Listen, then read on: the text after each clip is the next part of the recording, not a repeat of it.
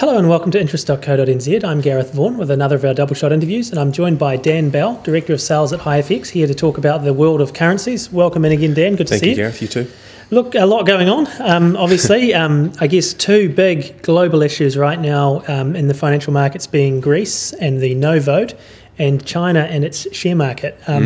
We'll start with Greece. I guess the New Zealand dollar's been knocked around a bit of late. The risk aversion thing is going on again. But I mean, what does the no vote in Greece actually mean, do you think? So the no vote in Greece basically means that the Greeks have turned their back on the bailout conditions set by the ECB and the IMF, and have backed their current government. So they've basically said, we don't want to play by the rules that the ECB are trying to make us play by. We don't want to cut the costs. We don't want austerity like you're trying to give it to us. And they want to go back to the negotiating table and get terms that are going to be better for them at the end of the day. So now it's really up to what the ECB and the IMF think of all this, and whether or not, and the private creditors for that matter. So, and it comes down to whether or not the ECB is going to provide enough liquidity and support in the first instance to the banks in Greece, and then how the negotiations go from there. But a potential outcome from this is that Greece is asked to leave the Eurozone, and we have this Grexit scenario, which is where the sort of risk aversion and concerns are in the financial system at the moment. Now, obviously, this situation's been brewing for 5, 6, 7 years, I guess. Yeah. So, I mean, if we do get a Grexit and Greece leaves the Eurozone, surely all the authorities and markets are well prepared for this now. I mean, or are we still going to see some major financial markets shock, meltdowns? What's going to happen, do you think? Look, I think we're certainly better prepared than we've ever been for this situation post the GFC. So if you go back a few years ago and this first came up, it was having a bigger impact on the overall market sentiment. I guess the thing that we never really know is when they finally, or if in fact Greece does leave the Eurozone, what sort of knock-on effect that has on investor confidence globally, whether or not that impacts global credit markets. Obviously New Zealand, we still borrow a lot of money offshore. Does a Greek exit end up seeing the spreads that are being charged in global wholesale credit markets widen out and in turn make it more expensive for us to raise debt? So these are the questions that we don't really have answers to until something actually happens. So there are still a few question marks. Greece, in the overall scheme of things, is a small economy, and it's irrelevant overall to New Zealand as a trading partner. But the reality is, in such an interconnected financial system, we don't know ultimately what an exit from the Eurozone will mean if in fact it happens. So watch this space with that one. Now the other big event that's really captured a lot of headlines in recent days has been the Chinese share markets. I mean, 29%, 30% falls over there. It sounds astronomical. The government's moved over the weekend to shore things up. How big of a deal is this? Look, it is a big deal, but in the context of where the Chinese stock market started the beginning of the year. So if you go the last 6 months, the Chinese stock market is up around about 110, 120% around the recent highs. So we've seen the stock market come off about 40% since over the last few weeks. So very, very volatile. And when you see a stock market fall by that much, obviously it's going to raise concerns. But in the context of how quickly the stock market went up there, I think, to see the stock market continuing to go up at that rate of knots would have been potentially as concerning, if not more concerning, than the drop that we've had. So we're seeing a retracement in the stock market in China, which I think overall is a good thing.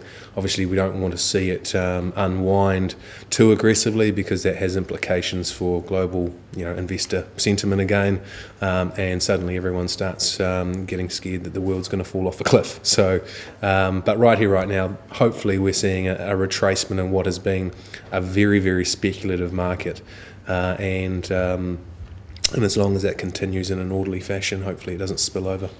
And obviously when these sorts of big international events are going on and there's a lot of uncertainty in the markets, New Zealand dollar tends to fall. Things have been the same with this situation. So last I looked a little earlier, down around 66.8 US cents. The trade-weighted index is down a lot in recent weeks too. I mean, how low could the Kiwi go here? Yeah, the New Zealand dollar, it's been a perfect storm really for the New Zealand dollar over the last couple of months. The trade-weighted index, the New Zealand dollar on a trade-weighted basis, is down over 10% since the middle of April. So a significant drop there, and a much bigger decline than what the Reserve Bank of New Zealand was forecasting. So that's going to have implications for monetary policy in terms of the RBNZ in the next in a couple of weeks' time. But as far as the Kiwi, yes, we do underperform in a risk aversion, and at the moment the situation in Europe, the situation and the uncertainty around the Chinese stock market is creating a negative backdrop. So investors are going to be less likely to hold on to the New Zealand dollar. Add in the weaker dairy prices, obviously Fonterra's global dairy trade auction again. Most recently down another 5.2%. So dairy prices continue to fall, which is ongoing concerns there. And that's having an impact on business confidence in New Zealand as well. So recent readings of business confidence starting to show that the New Zealand economy isn't quite as rosy or as upbeat as it was last year. And obviously we had the Reserve Bank cut the official cash rate in June down to 3.25%. Yep. The economists are all lining up now predicting another 2 or 3 cuts this year. In this current scenario, do you think that's likely to play out? Look, I think so. I mean, it's amazing how quickly the tide can turn. This time last year we were forecasting, most economists were forecasting the cash rate up to 4%. We're at 3.25 after coming off from 3.5, and the market is predicting that we will see another 3 rate cuts over the next few months, taking us back to those all-time lows in the cash rate at 2.5%. So. All of this weakness in dairy prices, global uncertainty, and the rest of it is having a big impact on the outlook for our cash rate. Now, with the weaker currency coming into effect, obviously that has implications for the cost of imported goods. So I think we're going to see the impact of that start to flow through to inflation, and that's going to be another interesting thing for the Reserve Bank to take on board, is that a weaker New Zealand dollar obviously leading through to higher inflation in the tradable sector, but at the same time weaker dairy prices and a softer economic backdrop, forcing them to continue to cut interest rates. So. And then you've got the Auckland property market, and that's just another little thorn in their side. So I have to say the Reserve Bank of New Zealand has got their job cut out for them over the next few months. And the weaker currency overall is a good thing for the economy. It should provide some stimulus. It should take obviously some pressure off the dairy sector. You'll see tourism obviously starting to pick up. Other sectors outside of dairy are already performing a bit better. So, the currency is doing its job to a certain extent for the economy. And across the ditch, tomorrow we have the Reserve Bank of Australia's cash rate review. They're at 2%. Market expectations seem to be that they will stay there at the moment. Yeah, I think so. The cash rate in Australia is at all-time lows at 2%. The RBA have taken the cash rate down over the last couple of years, have talked about the high Australian dollar being an issue for them. We all know the situation in Australia with the commodities and mining and resources sector coming off from those ballistic highs that we had a few years ago, but I don't think cutting the cash rate anymore in Australia really is going to provide any further support to commodity prices or the mining or resources sector. So I don't see the RBA cutting rates. We are seeing signs that other parts of the economy in Australia are starting to pick up, although it is still a little bit patchy. So I'm sure they'll continue to maintain an easing bias tomorrow, but certainly no room for a rate cut.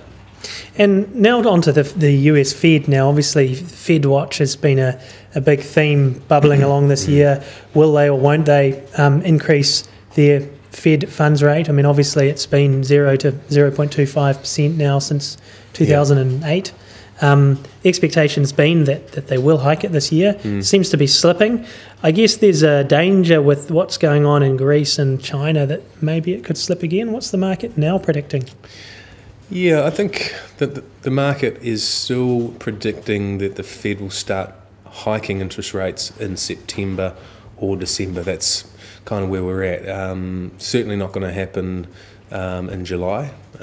So September or December. Now, I think if you look at the US economy, we had US employment figures out over the weekend, which were in line with expectations. Not amazing, but still the US economy is printing about 200,000 odd new jobs a month. So that's a continuation of a positive employment backdrop in the US.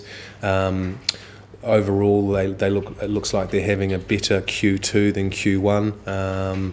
We know that some of the big companies in the US are getting adversely impacted by the stronger US dollar, so that will start to flow through to some of the earnings I think that we'll see over the next few weeks. But overall, I think the US economy is on plan for the Fed to start raising rates in September. And just remember, I mean, they've had this very, very stimulatory Fed funds rate for a long time now. So we're only talking about them hiking that by 25 basis points and just starting a tightening cycle that probably isn't going to be that aggressive, considering what's happening out there in the world and ongoing concerns in Europe and volatility in various stock markets. So I still think that they're going to start raising in September personally, but it'll be this side of the new year. And look, with all of this going on globally, we've talked about the New Zealand dollar weakening. I mean, it was 88 US cents a year ago, down 22 cents in the space of 12 months. I mean, what could we be looking at through the balance of the year? Yeah, well, I think if you look at the big picture, the New Zealand dollar, we have seen a huge fall in the New Zealand dollar over the last few months, and the old adage around the New Zealand dollar was we sort of went up an escalator or down an elevator, and that's certainly the case if you look at the preceding 3, 4, 5 years after the GFC. We had this kind of pretty sort of steady, strong, long uptrend. Suddenly, you've seen obviously dairy prices and the backdrop for the New Zealand economy has changed dramatically over the last few months, and we've seen a massive decline, and that could continue. I think the momentum is still to the downside. From a technical perspective, the New Zealand dollar has broken a lot of key levels of support. I mean, we're around 66 against the US dollar. By my understanding, if we break sort of 65, it opens up 59, 60 cents in terms of another level, and I could easily see that happening, particularly if we get these rate cuts from the Reserve Bank and dairy prices don't recover. So, overall, the New Zealand dollar is well and truly in a downtrend, and there doesn't look to be anything immediate on the horizon to stop that. So I would continue to think that it's got further downside risks over the next few months. Well, thanks for that, Dan. That's Dan Bell from HiFX, and I'm Gareth Vaught at interest.co.nz with our monthly Never a Dull Moments Currencies report.